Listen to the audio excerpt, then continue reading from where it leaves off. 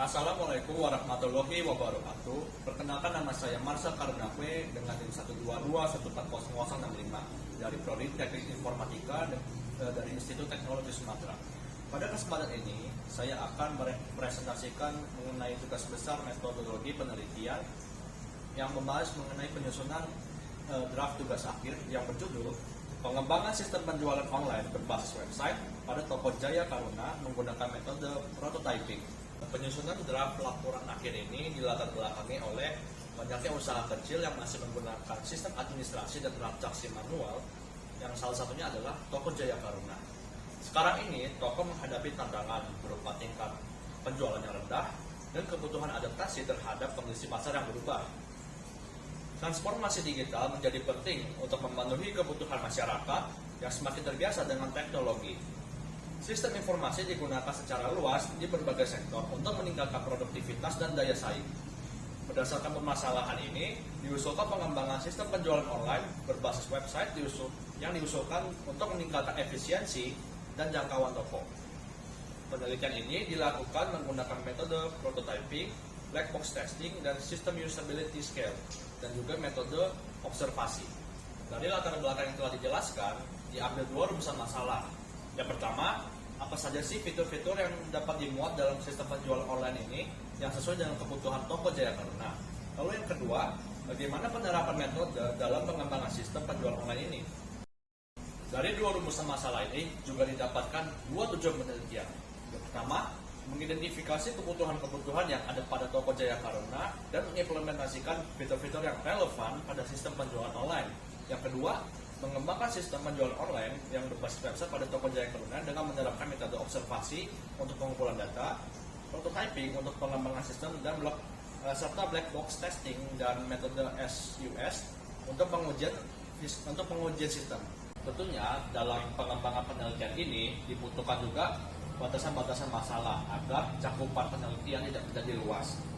Untuk batasan masalah yang pertama yaitu pengembangan penelitian ini hanya berfokus pada penjualan online saja.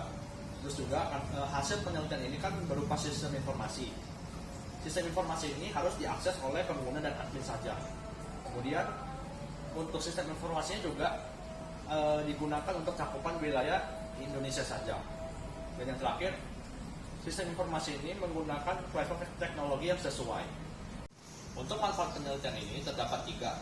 Yang pertama, bagi penelitinya sendiri, penelitian dapat memperoleh pengalaman yang praktis dalam pengembangan sistem berbasis website, kemudian dapat berinteraksi dengan klien untuk identifikasi kebutuhan, serta memahami penerapan metode prototyping dalam pengembangan yang iteratif. Lalu bagi institutnya sendiri, penelitian ini berkontribusi pada peningkatan kompetensi mahasiswa dalam pemecahan masalah dan menjadikan referensi untuk penelitian yang selanjutnya di Institut Teknologi Sumatera. Kemudian yang terakhir, bagi pemilik toko sendiri, jadi si pemilik ini dapat menjangkau pasar yang lebih luas dan mengelola penjualan secara real time serta mempercepat pengambilan keputusan bisnis. Berikut ini adalah alur dari penelitiannya. Pertama, peneliti akan mengidentifikasi terlebih dahulu masalah-masalah yang terdapat pada Tokojaya Karuna yang berkaitan dengan penjualannya. Kemudian, peneliti akan melakukan studi literatur berdasarkan jurnal-jurnal yang terkait dengan penelitian. Lalu, peneliti akan mulai mengumpulkan kebutuhan-kebutuhan yang ada yang akan dimasukkan ke dalam sistem. Peneliti akan membuat sebuah prototipe, yaitu gambaran awal sebelum dijadikan sebuah sistem. Nantinya prototipe ini yang telah jadi akan dievaluasi oleh si pemilik tokonya ini. Apakah sudah diterima atau belum? Kalau belum, maka peneliti harus mengulang kembali dari tahap pengumpulan kebutuhan. Jika sudah, maka peneliti akan langsung ke tahap pengkodean sistem. Setelah pengkodean sistem telah selesai, sistem akan mulai diuji dan dievaluasi oleh pemilik tokonya lagi. Jika evaluasinya masih belum selesai, maka akan kembali lagi ke tahap pengkodean sistem. Jika sistem sudah diterima, maka sistem sudah siap dan bisa dipublikasikan. Serta sistem ini juga sudah bisa digunakan. Kemudian dari sistem inilah yang sudah diresmikan, barulah peneliti akan mulai menyusun laporan akhir. Seperti yang dijelaskan sebelumnya, metode pengembangan penelitian ini dilakukan dengan menggunakan metode prototyping. Metode ini dipilih karena lebih efektif. Jadi peneliti dapat membuat prototipe pada awal-awalnya yang dapat dievaluasi langsung oleh pemilik toko. Ini memungkinkan peneliti untuk meminimalisir terjadinya kesalahan atau perubahan-perubahan yang akan terjadi pada pengembangan sistem nanti, sehingga dapat menghemat waktu peneliti dalam mengembangkan sistemnya. Untuk pengumpulan kebutuhan dalam penelitian ini dilakukan dengan menggunakan metode observasi. Nah, hasil dari observasi ini akan dibagi menjadi dua kebutuhan. Yang pertama adalah kebutuhan fungsional yang terdiri dari pemesanan produk, pengelolaan data produk, keranjang belanja, metode pembayaran, pengelolaan akun, dan notifikasi pemesanan. Untuk yang kebutuhan non fungsional terdapat kebutuhan responsivitas, skalabilitas, usabilitas, portabilitas, dan kompatibilitas. Berikut ini adalah rancangan dari antarmuka sistem. Yang pertama ada halaman login yang khusus untuk pengguna, kemudian ada halaman register untuk mendaftarkan akun pengguna, lalu di sebelahnya ada lagi halaman login khusus admin. Selanjutnya setelah pengguna berhasil melakukan login, pengguna akan diarahkan menuju tampilan halaman dashboard. Halaman dashboard ini akan menampilkan informasi-informasi tentang produk dari Tokojaya Karuna. Informasinya ini bisa ditampilkan melalui slider, melalui foto-foto yang di slider dan artikel-artikel utama.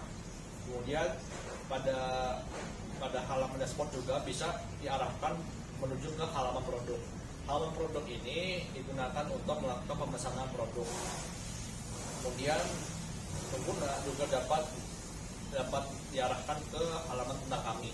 Halaman tentang kami ini adalah halaman yang berisikan informasi tentang profil-profil dari Tokojaya Karuna seperti visi misinya, tujuannya, alamatnya, nomor teleponnya, dan lain-lain. Lanjut, nah ini jika admin ingin melakukan login, maka nanti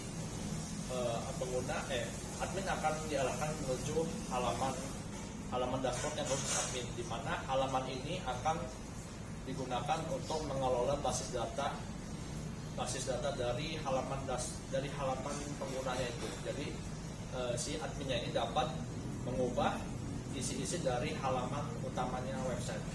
Untuk perancangan pengujiannya sendiri dilakukan dengan dua metode seperti dijelaskan sebelumnya. Yang pertama adalah metode black box testing dan yang kedua adalah metode system usability scale atau SUS. Nah, untuk metode black box testingnya sendiri digunakan untuk pengujian fungsional, di mana pengujiannya ini untuk memastikan fitur bekerja sesuai spesifikasi. Kemudian untuk yang metode SUS digunakan dalam pengujian non fungsional yang mengevaluasi aspek seperti responsivitas, skalabilitas, portabilitas, dan kompatibilitas yang telah dijelaskan pada tabel kebutuhan non fungsional tadi. Demikian dari presentasi yang saya sampaikan. Terima kasih.